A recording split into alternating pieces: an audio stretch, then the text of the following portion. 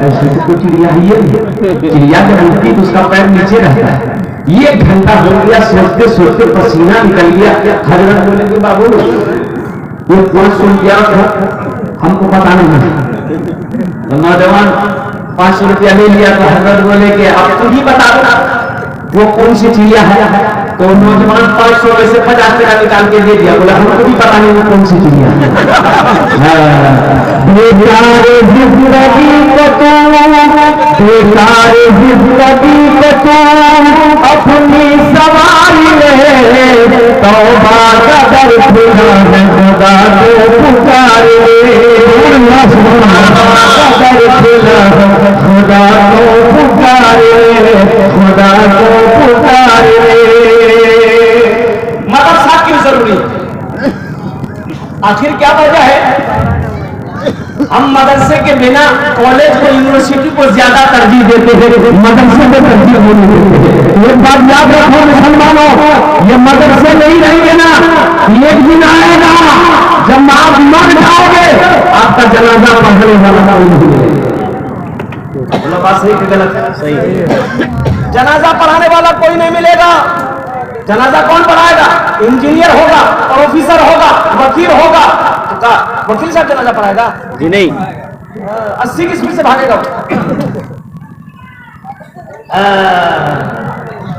कुर्बान जाओ मेरे भाइयों, मेरे नौजवानों, मदरसा क्यों जरूरी? अल्लाह के रसूल सल्लल्लाहु अलैहि वसल्लम हिजरत फरमा कर मदीना गए तो मस्जिद नबवी की बुनियाद रखी। अब मस्जिद नबवी की बुनियाद रखने के बाद सबसे पहला काम जो अल्लाह के रसूल ने किया वो ये किया, मदरसा असहाबे सुफा का बुनियाद रखा। मस्जिद नबवी में मदरसा खोले अल्लाह के रसूल सल्लल्लाहु अलैहि वसल्लम ने। पढ़ने वाले कौन थे? हजरत अबू बकर सिद्दीक थे, हजरत उमर बिन खत्ताब थे, हजरत उस्मान गनी थे, हजरत अली थे, हजरत तलहा थे, हजरत जुबैर थे, हजरत साद थे, हजरत सईद थे। पढ़ने वाले सहाबा थे, पढ़ाने वाले मोहम्मद रसूलुल्लाह। सुभान अल्लाह, सुभान अल्लाह। मदरसा क्यों जरूरी है? आज आप मदरसा से भाग रहे हो, मदरसों से क्या कहते हैं कि नफरत कर रहे हो। कसम खुदा की अल्लाह तौफीक दे तो थोड़ा सा वक्त निकाल कर मदरसे में बैठ जाया करो, तकदीर चमक जाए। अल्लाह तकदीर बदल देगा। मदरसे में थोड़ा वक्त निकाल कर 10 मिनट 15 मिनट बैठ जाया करें। कुरान नहीं पढ़े तो पढ़ो। लोग कहते हैं नमाज पढ़िए, नमाज पढ़। अरे पहले नमाज की पढ़े कुरान बोला ना, पहले कुरान से ना जी जी भाई, कुरान पढ़ोगे तब नमाज पढ़ोगे। अब कुरान पढ़े आइए नहीं है, नमाज लगा पढ़ो। जिस तरीके से 5 वक्त की नमाज फर्ज है, उसी तरीके से हर मुसलमान को कुरान को पढ़ना। इससे आप कहाँ छुटकारा पाते? अफसोस का मकाम है कि आज हमने कुरान को पढ़ना छोड़ दिया है, कुरान की तिलावत करना छोड़ दिया है। अल्लाह के महबूब इरशाद फरमाते हैं कि जिस घर में सूरह वाक़िया की तिलावत होती है उस घर में कभी फाका नहीं होता। आयतल कुर्सी कहती है कि रात में तुम मुझे 3 मरतबा पढ़ लो, 3 मरतबा अपने घर में पढ़ लो, तुम मीठी नींद सो जाओ, सुबह तक मैं तुम्हारी हिफाजत करती हूँ। सुभान अल्लाह, सुभान अल्लाह। सूरह यासीन कहती है कि जो मुझे सुबह पढ़ लेता है शाम तक मैं उसकी हिफाजत करती हूँ। ये तो हिदायत की किताब थी, रखने वाली किताब नहीं। आज तो आलम ये है हमने ताकों में सजा कर कुरान को रख दिया है। अल्लाह अकबर कबीरा। अब वो कुरान निकलेगा, कुरान निकलता है वो साल में 1-2 मरतबा ही निकलता है। कब निकलता है? अब शब बारात आया ना, अब कुरान निकलेगा, कुरान निकलेगा। दादी बोलेगी पोता गए बेटा कुरान पढ़े दो, दादा चले गए थोड़ा कुरान पढ़ दो, तो पोता कुरान निकालेगा। अब कुरान निकलेगा कब निकलेगा? जब कसम खानी होगी तो ढूंढो कुरान कहाँ है, कुरान को उठाओ, कसम खाओ, हाथ रखो।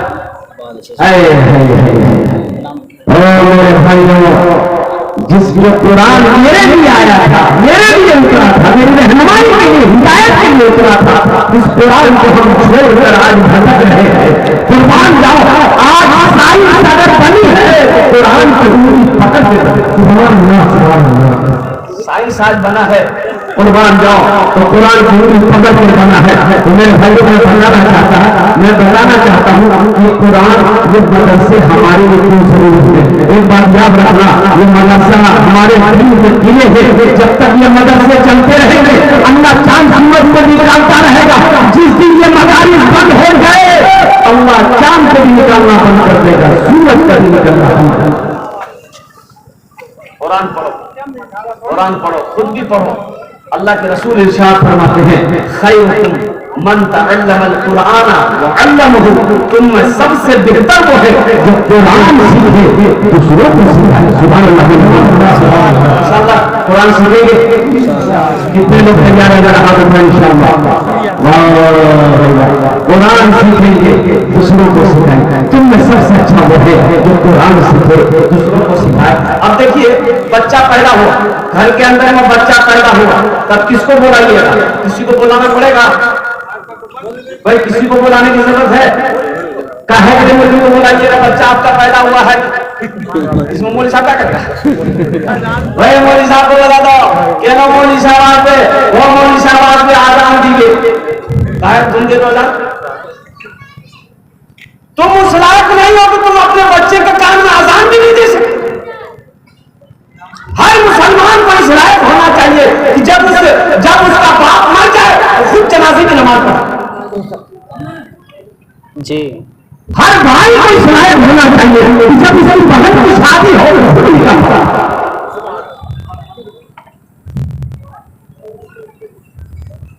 लेकिन अफसोस का मकाम है, हम दीन से दूर होते चले जा रहे हैं। हम दीन से दूर होते चले जा रहे हैं, दुनिया के पीछे चले जा रहे हैं। ये दुनिया है कि हमारे पल्ले पड़ने वाली है नहीं, मेरे हाथ आने वाली है। एक बात याद रखना, जो दुनिया की मोहब्बत में जीता है अल्लाह को भी भूल जाएगा, अल्लाह के रसूल को भी भूल जाएगा। जो दीन पर हिम्मत नहीं देगा फिर अल्लाह जब नाराज होगा, अल्लाह जब नाराज होगा ना तो डॉक्टर के पास भेजेगा। किसके पास भेजेगा अल्लाह? अरे बोलो भाई, डॉक्टर के पास। और डॉक्टर नाराज हुआ तो आओ अल्लाह के भेजा तो झमेले करेगा। बच्चा पैदा हुआ, कान में आजान देना है, मौलवी साहब को बोला, दाहिने कान में आजान दिया, बाएं कान में तकबीर दिया। अब वो बच्चे का नाम रखना है तो नाम कौन रखेगा? बोलिए जरा, जवाब दीजिए आप। ये देखिए मैं हकीकत बता रहा हूँ, मैं 18 साल से इमामत करता हूँ, 18 साल से। नाम कौन रखेगा? बोलो मौलवी साहब कुछ नहीं, क्या जरूरत है, दादा दादा रख देंगे घर में। तो दादा से नाम रखवाओगे तो फिर ऐसा ही नाम होगा। एक लड़का मेरा पैर दबा रहा था, मैंने कहा बेटा बहुत अच्छा तुमने खिदमत की, तेरा नाम क्या है? बोला हजरत मुझे शर्म आती है नाम बताने में। हमें बोलो तो सही की नाम है, शर्म कैसा? बोला हजरत मेरा नाम है ये किसने रख दिया तुम्हारा नाम? बोले मेरा दादा रखे थे। कि तुम्हारा दादा का नाम? बोले मेरा दादा का नाम था। ठीक है, वो रखते रहेगा, तुम फटते रहो। एक निकाह पढ़ाने गया, लड़के का नाम लिख लिया, लड़की का नाम मैंने पूछा भाई लड़की का नाम बोलो। एक नौजवान बोला हजरत लिखिए, हमने बोलो, चुप हो गया। उसके बगल में दूसरा नौजवान तो उसको बोला भाई तुम ही बोलो, हमको शर्म आ गई। दूसरा नौजवान बोला हजरत लिखिए, बोला बोलो, वो भी चुप। वो दूसरा तीसरे को बोला कि भैया तुम ही बोल दो, हमको भी शर्म आ रही। वो तीसरा एक दादा यहाँ पे ढेर थे, उसको बोल दिया कि दादा तू ही बता दे, हम लोग भोजपुरी बोलते, दादा तू ही बता दे, हमको भी लाभ लगा। तो दादा यहाँ बोले कि हजरत कहा गुस्सा है, लिखिए हम बोल रहे हैं लड़की का नाम। हम बोले बोलिए, तो बोला लिखिए लड़की का नाम है भोरी देव। भोरी तो कोई घोड़ा घोड़ा नाम है। अल्लाह के रसूल सल्लल्लाहु अलैहि वसल्लम इरशाद फरमाते हैं कि अपने बच्चों के अच्छे नाम रखो, नाम का बड़ा असर होगा। देखिए माँ बाप के बेशुमार हुकूक औलाद के ऊपर में है, लेकिन औलाद के भी कुछ हुकूक माँ बाप के ऊपर में है। और औलाद का हक ये है कि जब बच्चा पैदा हो उसका अच्छा नाम रखा जाए, ये बच्चे का माँ बाप के ऊपर में हक है।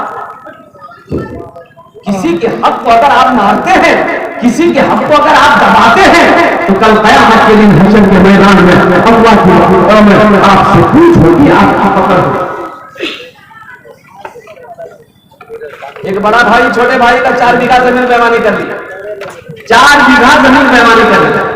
छोटा भाई थोड़ा कमजोर था, वो जब भी कुछ बोलता था ना तो बड़ा भाई लाठी लेके निकलता था, ये घर में घुसा। बोला बाप तो बड़ी मार मारेगा। बोला ऐसे में किसी ने मशवरा दिया भाई ऐसा करो पंचायती बैठाओ। अच्छा पंचायती जाने में आप लोग? जी जी पंचायती जानते हैं? जी जी हाँ हाँ।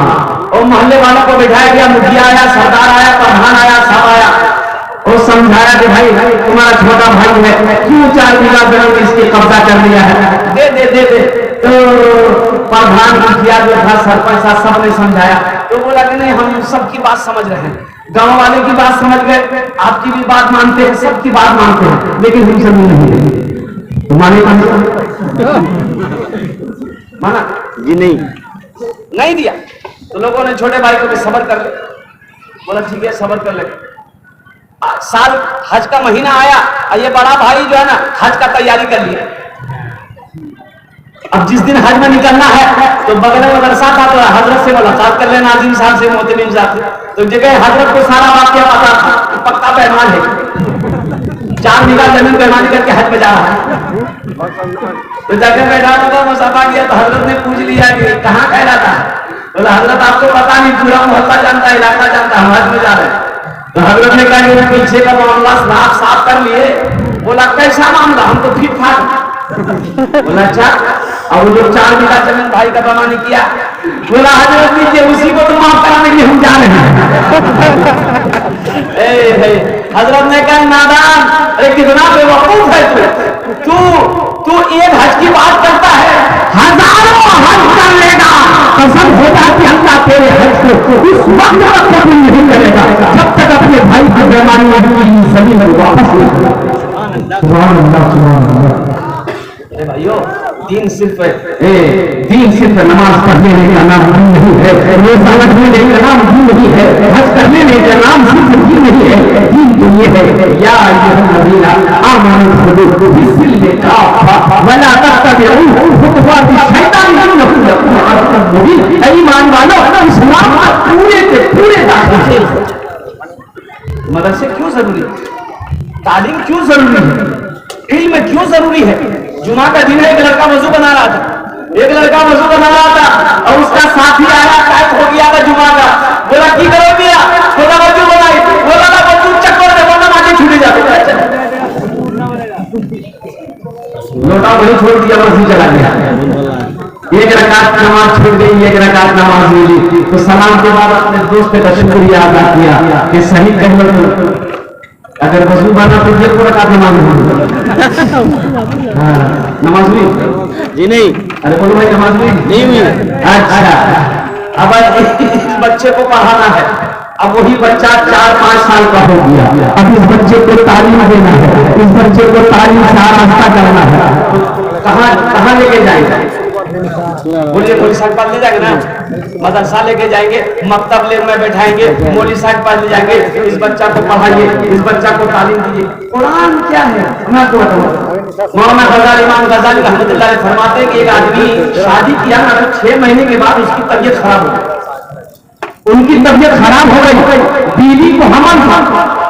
अब इतनी तबीयत खराब हुई कि सुधरने का नाम नहीं, आखिरी वक्त आ गया। अपनी बीवी को सामने बिठाया और बीवी के हाथों पे अपने हाथ को रख कर दिख रहा, ए मेरी बीवी, हो ना हो हम तुम्हारा साथ निभा नहीं पाएंगे, हो ना हो। इसीलिए कि जो मंजर मेरे सामने है हम तुम्हारा साथ निभा नहीं पाएंगे। बस तुमसे मैं बहुत नफरत करता हूं। एक वसीयत है, क्या मेरे मरने का तुम पूरी कर दोगे? तो बीवी ने रोके हुए कहा, मेरे सरदार आपके लिए एक वसीयत है, आपके लिए मैं अपनी जान का कुर्बान कर सकती हूँ, आप बोले तो सही। तो शौहर ने कहा कि तुम्हारे पेट में जो मेरा बच्चा पल रहा है, जब इस दुनिया में ये बच्चा आ जाए, चाहे बेटी हो चाहे बेटा होगा, इसे अल्लाह का कुरान जरूर पढ़ो। इस बच्चे को अल्लाह का कुरान जरूर पढ़ाना। बेटी अपने आंसू को खुद से वादा करती है अपने शौहर से कि मेरे सरदार इस वसीयत को पूरी करने के लिए मुझे जो कदम उठाना पड़े मैं उठा दूंगा, आपकी वसीयत को मैं पूरी करूंगा। वो अल्लाह का बंदा इस दुनिया से चला गया, इंतकाल हो गया, शोहर का इंतकाल हो गया। आखिरकार जब वक्त मुतय्यन पूरा हुआ तो अल्लाह ने उस औरत को एक चांद सी बेटी अता फरमाया। एक बेटी पैदा हुई। जब वो बच्ची 3-4 साल की हुई, इसे फिक्र में थी कि बच्ची बोलना शुरू कर दे। जब ये बच्ची बोलना शुरू कर दी, एक औरत इस बच्ची का हाथ को पकड़ी और मौलवी साहब मकतब में ले गई। मौलवी साहब से कहने लगी, हजरत आप इस बच्ची को अल्लाह कबूल करो, मेरी इस बच्ची को आप अल्लाह का कुरान पढ़ा दिए, इसलिए इसका मरहूम बाप का वसीयत था कि मेरे मरने के बाद चाहे बेटी पैदा हो चाहे बेटा पैदा हो, इसे कुरान जरूर पढ़ाना। हजरत आपका जो भी मामला होगा मैं देने के लिए तैयार हूँ। ये यतीम बच्ची है और कुर्बान जाओ। हजरत ने वादा किया कि इंशाअल्लाह इस बच्ची को मैं पढ़ाऊंगा और हजरत सामने उस बच्ची को पढ़ाए। नन्ही सी बच्ची थी, कुर्बान जाओ। मौलाना इमाम गजाली रहमतुल्लाह अलैह फरमाते हैं कि वो शख्स जब मरा तो अज़ाब कब्र में मुब्तला था, कब्र में अज़ाब हुआ। मौलवी साहब ने बच्ची को सामने बिठाया और उस बच्ची को पढ़ाना शुरू किया। तो बेटा पढ़ो बिस्मिल्लाहिर्रहमानिर्रहीम, ओ खुली ज़ुबान से जो भी आया बच्ची ने बिस्मिल्लाहिर्रहमानिर्रहीम पढ़ ली। 3 साल 4 साल की बच्ची को जो बोलने आया बिस्मिल्लाहिर्रहमानिर्रहीम जैसे आया पढ़ दी। अल्लाह ने अज़ाब के फरिश्तों से कब्र में कहा, ऐसा करो इसके बाप के ऊपर में अज़ाब के बंद कर। सुभान अल्लाह, सुभान अल्लाह। फरिश्तों ने कहा कि अल्लाह कौन सा अमल इसका बेहतर आया तो अज़ाब को कम करने का हुक्म मिला। तो मेरा अल्लाह जवाब दिया कि सुनो, दुनिया में जिसकी औलाद मेरी तारीफ करे हम कब्र में उसके बाप के ऊपर में अज़ाब नहीं देते। दुनिया में इसकी औलाद ने मेरी तारीफ करी है, मेरी किबरियाई की तारीफ करी है। मैं इसलिए ये मुझे शर्म आ रही है कि कब्र में उसके बाप के ऊपर का अज़ाब नाज़िल करूं। तो मेरे भाई लोग अपने बच्चों को कुरान पढ़ाओ, अपनी बेटियों को कुरान पढ़ाओ, अपने बेटों को हाफिज बनाओ, अपनी बेटियों को आलिम बनाओ। इंशाअल्लाह फिर देखना अल्लाह आपके सब पे कुरान ताज है। जिसका बेटा हाफिज कुरान हो गया, अहले महशर में एक जमात होगी जिसके सर पे ताज ही ताज है।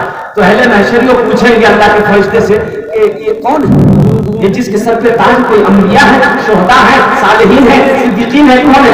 अल्लाह के फरिश्ते जवाब देंगे नहीं, ये कोई अंबिया नहीं है, शुहदा नहीं है, सिद्दीकीन की जमात में से नहीं है, सालिहीन की जमात में से नहीं है, बल्कि ये वो बाप है जिन्होंने दुनिया के अंदर अपने बेटे को हाफिज कुरान बनाया।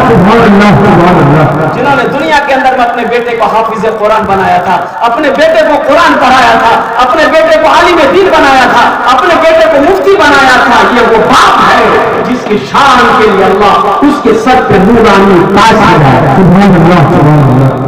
तो मेरे भाइयों अल्हम्दुलिल्लाह कई बच्चों की दस्तारबंदी है। यहाँ अल्लाह के 21 बच्चों की दस्तारबंदी है। यहाँ बहुत सारे लोग बैठे हुए हैं। ए बेटा बैठ, बसे जाओ, बालों करो, बसे। 21 बच्चों की दस्तारबंदी है। बहुत सारे लोग सोच रहे होंगे काश मेरा बेटा भी हाफिज कुरान होता तो हशर के मैदान में मेरे सर पे भी ताज अल्लाह सजाता। और जानते एक हाफिज कुरान 10 जहन्नमी को जन्नत में लेकर जाएगा। क्या जहन्नमी को लेकर? 10 बोलो भाई, 10 मुत्तफकुन अलैहि हदीस। 10 आदमी को, वो भी किसको? जन्नती को जन्नत में लेकर जाएगा? नहीं, जिसके ऊपर में जहन्नम वाजिब हो चुकी है, वो जहन्नम में चला गया, उसको निकालेगा, उसको निकालेगा। अब कौन होगा उसमें? चचा भी हो सकता है, मामा भी हो सकता है, भाई भी हो सकता है।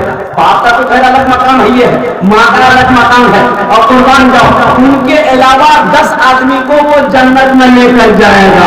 तो बाद उलमाए किराम फरमाते हैं कि वो कौन रिश्तेदार होंगे जिसको वो जन्नत में लेकर जाएगा? तो सुनो, वो जिसमें चाहेगा वो जन्नत में लेकर, वो जिसको चाहेगा जन्नत में लेकर चला जाएगा। 10 आदमी को लेकर जाएगा। बहुत सारे लोग सोच रहे होंगे क्या काश मेरा बेटा भी हाफिज कुरान होता, काश मेरा बेटा भी आलिम दीन होता, तो यही मकाम अल्लाह हमें भी अता फरमाता। इसलिए कि मौत तो पीछे खड़ी है, एक एक मौत आनी है, एक दिन याद खत्म हो जानी है, एक दिन ये सांस में रुक जानी है, एक दिन इस दुनिया को अलविदा कह देना है। अल्लाह की सबसे बड़ी सच्चाई है, दुनिया की सबसे बड़ी सच्चाई।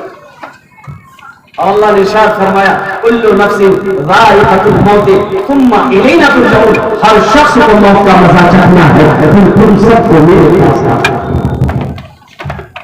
ये अमल है, अल्लाह के खजाने में किसी चीज की कमी नहीं है।